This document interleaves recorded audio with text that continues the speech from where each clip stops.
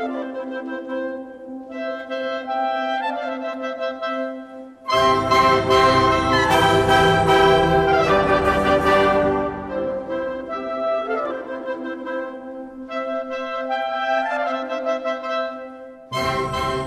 la fin du XVIe et jusqu'au XIXe siècle, à la faveur des améliorations de la marine, des échanges commerciaux et diplomatiques, un exotisme principalement d'inspiration asiatique va marquer la production artistique européenne, qu'il s'agisse de la littérature, de la musique, des arts décoratifs ou de la mode. Si l'on note une fantasmagorie particulière autour de la Chine, donnant lieu à la chinoiserie, le puissant empire ottoman n'est pas en reste, on parle alors de turquerie. C'est un monde que l'on ne connaît pas, ou en tout cas très mal, et sur lequel on va projeter des fantasmes. Et à partir de ce travail qui fait intervenir l'imaginaire, on va intégrer des ornements, des tissus, des porcelaines ou diverses choses dans les décors des habitations européennes. Marie-Antoinette de Habsbourg-Lorraine, avant même de venir en France et d'être l'icône des modes que l'on sait, est sensibilisée à l'atmosphère turque pour des raisons familiales, géographiques et politiques. Les origines autrichiennes de Marie-Antoinette, son éducation à la cour de Vienne, ne sont pas non plus totalement étrangères à cette volonté de créer un boudoir turc. En effet, l'Empire ottoman, par sa présence dans les Balkans, est voisin de l'Empire d'Autriche. Marie-Thérèse sera, avant sa fille, sensible à cette mode du Bosphore, comme en témoigne son portrait en costume ottoman. Le mariage de Marie-Antoinette et de Louis-Auguste, dauphin de France, est célébré dans la chapelle de Versailles en mai 1770. Celle qui est maintenant la dauphine vient pour la première fois au château de Fontainebleau en octobre de la même année. Versailles est un château qui est construit, marqué par l'absolutisme. Marie-Antoinette, lorsqu'elle arrive à Fontainebleau, elle découvre une résidence qui est quasiment l'opposé de Versailles. C'est une résidence aussi dans laquelle on vient séjourner à l'automne, au moment des chasses. C'est une résidence où les princes se déplacent et animent la cour. Donc, quelque part, on pourrait dire que Fontainebleau, c'est presque la maison, entre guillemets, de vacances. En 1774, Louis XVI devient roi. Le nouveau couple royal continue la tradition des séjours automnaux à Fontainebleau. Pour fuir un certain ennui conjugal et le carcan de la vie de cour, Marie-Antoinette s'étourdit de plaisir, souvent sous l'influence et en compagnie de son beau-frère, Charles-Philippe, comte d'Artois, futur Charles X. Marie-Antoinette et le comte d'Artois, la même année, en 1776, font créer à Versailles chacun un cabinet turc, et Marie-Antoinette récidive en 1777 à Fontainebleau. Pour ce faire, Marie-Antoinette décide d'investir 3 petits cabinets d'entresol, auparavant dévolus à la reine Marie Ledzinska, dont les fenêtres s'ouvrent sur le jardin de Diane et où l'on peut directement accéder depuis la cour ovale.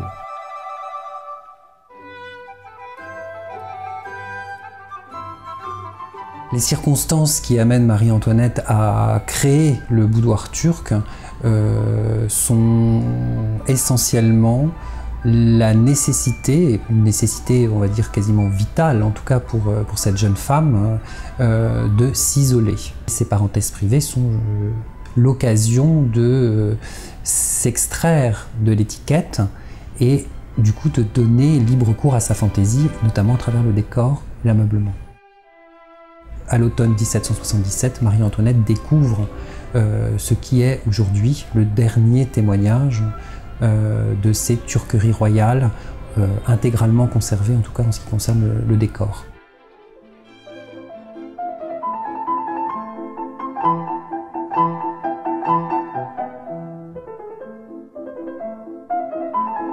Ce qui donne en premier lieu le caractère turc du boudoir de Marie-Antoinette, c'est la richesse des panneaux recouvrant les murs, dus aux frères Rousseau, nec plus ultra de la décoration à la fin du XVIIIe siècle. L'ornementation du boudoir turc est constituée sur les lambris de sculptures mêlées à de la peinture, à différents ornements. Dans ces ornements, on peut relever un certain nombre de détails qui montrent l'influence du Levant, de l'Orient.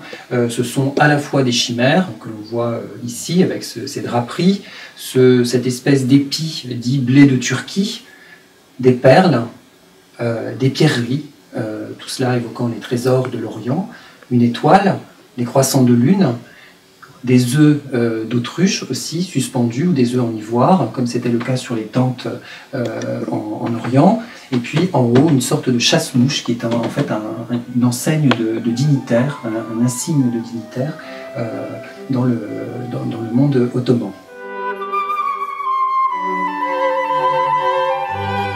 La richesse des lambris, avec ce jeu de moulures extrêmement fouillées, avec cette sculpture extrêmement fouillée et rehaussée de feuilles d'or, va engendrer en fait la création de cette cheminée pour être en harmonie avec le décor des lambris.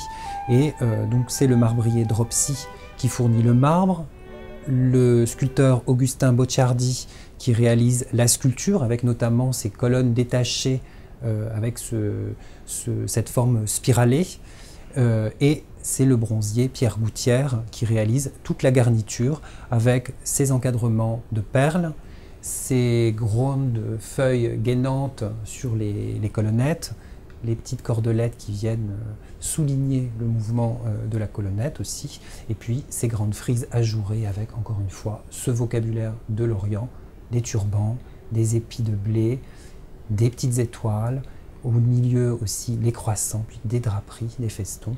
On est exactement dans la même thématique que celle des lambris, et cette cheminée donc n'a pas bougé, n'a pas été heureusement dépecée au moment de la Révolution française. L'un des éléments décoratifs les plus luxueux et les plus féeriques du boudoir turc est la pose de miroirs sur les 4 côtés de la pièce. Un premier effet troublant est obtenu par le simple dédoublement de l'espace, mais 2 d'entre eux participent plus éminemment encore à la fantasmagorie de ce décor.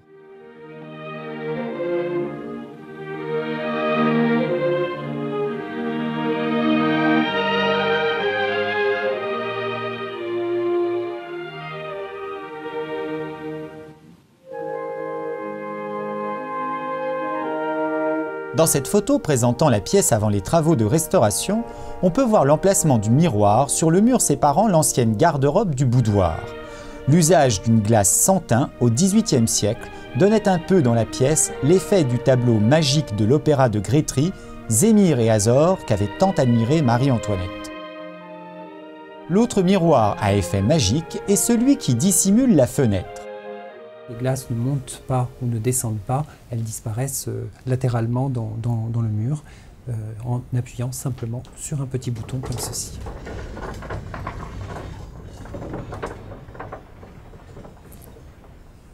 Raffinement suprême, l'un des éléments allégoriques remplit aussi sa fonction concrète. La tonalité orientale de la pièce, on l'a vu, s'exprime à travers l'ornementation, à travers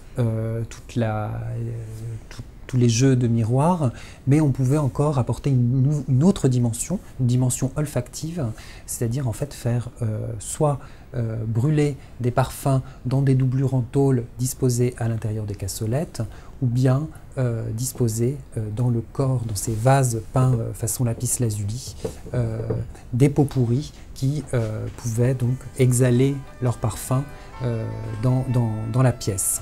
Le luxe qui s'attacha si fortement à l'aura de Marie-Antoinette fit l'objet d'une répression sévère à la Révolution, et l'on vend l'essentiel du contenu des anciens palais royaux.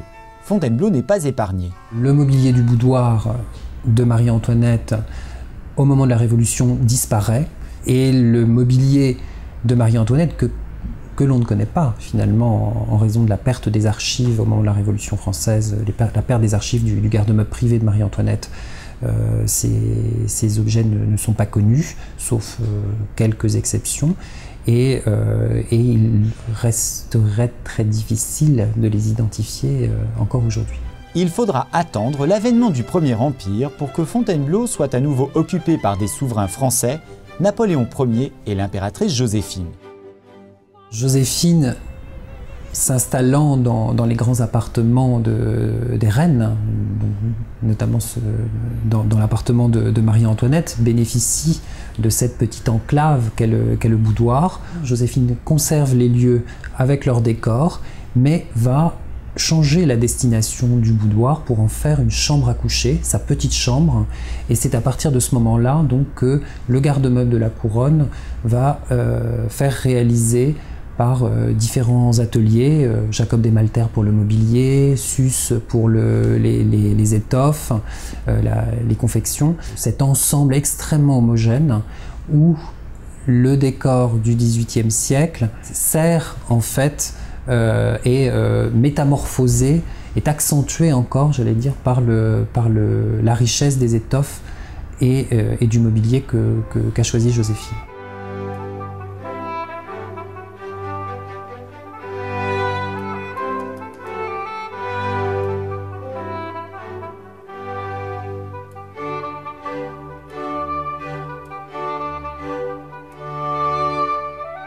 Alors dans l'alcôve qui a été créée pour le boudoir de Marie-Antoinette se trouvait à l'origine un divan.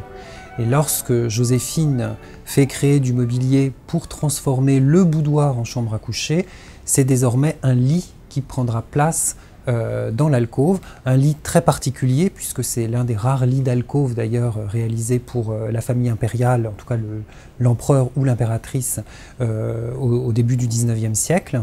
Donc un lit en acajou qui va s'adapter à l'alcôve, il a exactement les dimensions de l'alcôve, mais en même temps pour donner du confort, Jacob Desmalter, dans le dessin du lit, va créer ces deux cintres latéraux sur lesquels se trouve notamment toute une ornementation de bronze, d'appliques de bronze doré, avec le chien, symbole de la fidélité, donc un motif parfaitement adapté pour une chambre, les étoiles que l'on retrouve aussi sur la traverse, les carquois, qui sont les symboles de Diane, encore une fois la déesse de la nuit, et puis en pendant de la nuit se trouvent aussi les symboles de l'amour, avec justement ces petits amours montés sur des chars tirés par des chevaux qui tiennent des couronnes, et au centre, une aigle installée sur une coupe qui en fait annonce l'arrivée d'Hébé, c'est-à-dire la déesse de l'aurore.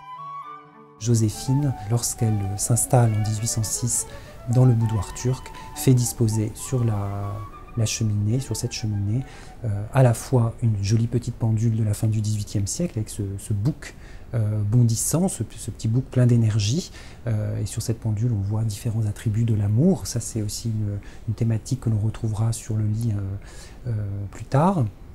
Et puis c'est ces deux paires de flambeaux qui, avec leur petite passementerie, forment une sorte de rappel aussi de l'abondance de textiles et d'agréments de passementerie que l'on a sur les garnitures de la croisée et de l'alcôve. Après la chute du Premier Empire, le boudoir sera délaissé par les souveraines successives et deviendra une pièce de service sous le Second Empire, puis sombrera dans un certain oubli tout au long des 3e et 4e Républiques. À partir des années 1950, il est question de le restaurer, mais cette restauration est arrêtée assez brutalement en raison d'un désaccord entre l'architecte et le conservateur du château, et c'est finalement plus de 60 ans après ce désaccord que les choses ont pu se réaliser.